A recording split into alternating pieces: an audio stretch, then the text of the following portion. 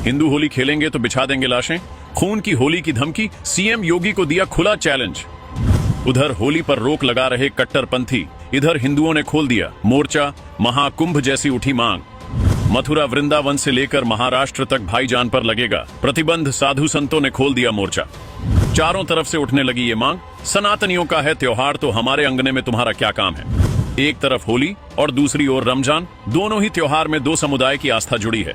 लेकिन होली से ठीक पहले बरेली से ऐसा मामला सामने आ गया जिसके बाद हर तरफ इसकी चर्चा होने लगी, क्योंकि यहाँ होली खेलने पर खून की होली से लेकर लाशें बिछाने तक की धमकी दी गई है। हिंदुस्तान को पाकिस्तान बनाने की कोशिश की जा रही है। जैसे पाकिस्तान में हिंदू त्योहार नहीं मना सकते, कुछ वैसा ही काम अब हिंदुस्तान में किया जा रहा है, वो भी योगी बाबा के प्रदेश में। इधर बरेली में ये धमकी मिली तो उधर मथुरा में भाईजान पर बैन लगाने की मांग उठ गई। मथुरा वृंदावन में महाकुंभ जैसी मांग उठी है, जो आपको आगे बताते हैं। पहले बरेली में चल रहा पूरा मामला जान लीजिए। बरेली में खून की होली की धमकी दी गई है। बरेली के हजियापुर इलाके के हिंदुओं को धमकी दी गई है कि अगर होली खेली तो लाशें बिछा देंगे, जिसके बाद हिंदू पक्ष की शिकायत पर पुलिस ने 6 नामजद लोगों के खिलाफ FIR दर्ज की है। ये पूरा मामला बरेली के बारादरी क्षेत्र का है। धमकी देने वालों में अयान, सलमान, रिहान, भूरा आलम ने खुलेआम हिंदुओं को होली न मनाने को कहा है। मतलब पहले कांवड़ यात्रा, फिर गणेश पांडाल से लेकर दुर्गा पांडाल, और अब होली का त्योहार भी कट्टरपंथियों के निशाने पर है।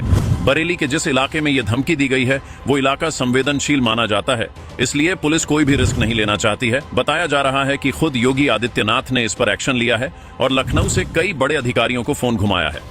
दिवाली और होली के मौके पर हमेशा पाकिस्तान और बांग्लादेश में ऐसे मामले सुनाई देते हैं, लेकिन भारत में रहकर भी हिंदुओं को धमकी दी जा रही है, यानी हिंदुस्तान को पाकिस्तान बनाने की साजिश रची जा रही है।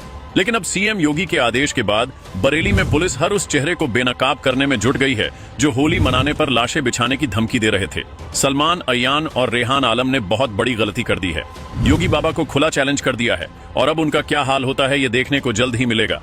इधर भाईजान होली पर बैन लगा रहे हैं और उधर मथुरा वृंदावन में भी महाकुंभ जैसी मांग उठ गई है। होली पर मुसलमानों की एंट्री बैन करने की मांग होने लगी है। होली और दिवाली के त्योहार का हर सनातनी को इंतजार रहता है, लेकिन कुछ नफरती और जिहादी सोच के लोग गिद्ध की तरह इन त्योहारों पर नजर बनाए रखते हैं। पहले भी कई बार देखा गया है, हिंदू त्योहारों को अपवित्र करने के लिए कोई ना कोई पैंतरा आजमाया जाता है, लेकिन इस बार हिंदू पहले से एक्टिव हो गए और महाकुंभ जैसी मांग रखती है। होली के रंगों में नफरती रंग ना घुल सके, इसलिए बड़ी मांग की गई है। मथुरा में होली महोत्सव शुरू हो चुका है और वहां मुसलमानों की एंट्री पर बैन की मांग हो रही है।